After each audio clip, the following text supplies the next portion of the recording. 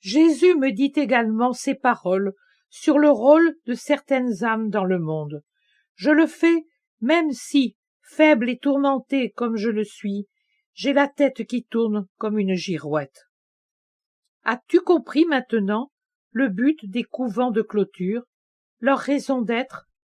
Tous n'ont pas le temps de prier, pris comme ils le sont dans la vie active. Il est vrai qu'une activité honnête est déjà prière, et il s'ensuit que ceux qui prient tout en travaillant sont justifiés. Mais les besoins de l'homme sont grands, et il y a bien des gens qui ne prient pas du tout. Les claustrés prient pour tous ceux qui ne veulent ou ne peuvent prier, de manière à obtenir un jour ce nombre d'actes de dévotion que la divinité requiert. Pensez que, au ciel, le gloire à Dieu ne s'arrête pas. Il prie Dieu pour l'honorer, il le prie pour l'apaiser, il le prie pour l'implorer. Ils sont les bras ouverts sur ceux qui combattent et demandent pour tous. Dans ta maison, tu es la petite claustrée qui prie pour tous, mais ta charité doit être aussi vaste que le monde, plus encore, aussi vaste que toute la création, et envahir même le ciel. Mieux, commencez par lui. Priez pour louer Dieu et réparer les blasphèmes commis par tellement de gens.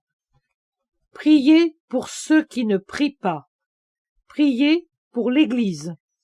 Priez pour le sacerdoce, car sans lui, s'il ne revient pas à la splendeur du martyr Laurent, vous devenez de plus en plus idolâtre. Priez pour la société humaine, afin qu'elle vienne à Dieu si elle veut être sauvée. Priez pour la patrie, afin qu'elle obtienne paix et bien.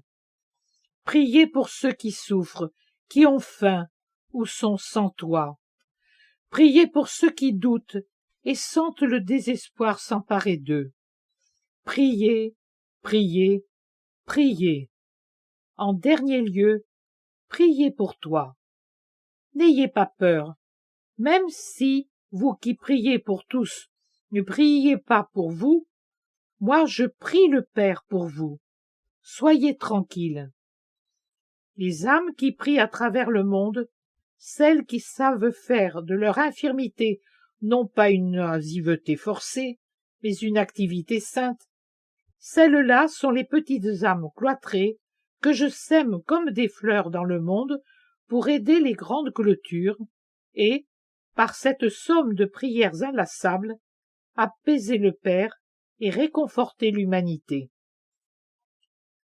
Je vous dirai, mon Père, que j'ai été tout ému de la bonté de Dieu par laquelle votre lettre m'est arrivée. C'est Jésus qui vous l'a inspirée. Je désirais tant appartenir au tiers ordre de Notre-Dame des Douleurs. Si je n'avais été une fervente de saint François d'Assise depuis ma jeunesse, et si je n'avais pas connu beaucoup d'expériences pénibles avec des prêtres servites de Marie, lorsque j'ai décidé, en 1926, d'entrer dans un tiers ordre, je me serais tourné vers celui de Notre-Dame des Douleurs ou vers celui du Carmel.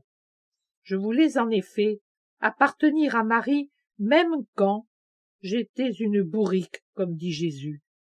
Je l'aimais mal puisque je la connaissais peu, mais instinctivement j'allais vers elle.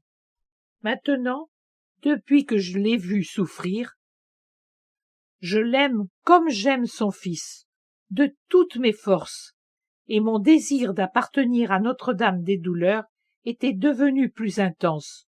Je me taisais, mais j'avais l'épine du désir en travers de la gorge. Merci à Jésus et à sa mère qui vous l'ont dit, et merci à vous d'avoir compris. C'est maintenant inutile. Depuis l'an dernier, je vous ai dit que Notre-Dame des Douleurs a toujours agi avec puissance à mon égard. Elle a voulu que je sois dirigé spirituellement par l'un de ses fils, le père Migliorini. Elle a voulu pour son autel un travail effectué par d'autres autels. Elle veut maintenant que je meure sous son habit. Eh bien, Espérons qu'elle voudra de la part de son Fils ce que je demande pour tous, la paix, et ce que je demande pour moi, le salut de ma pauvre âme. Ainsi, elle aura, elle aussi, sa Fernanda Lorenzoni. Fernanda Paola Lorenzoni, tertiaire de Notre-Dame des Douleurs, 1906-1930. Mais en voilà assez maintenant, sinon je vais m'évanouir.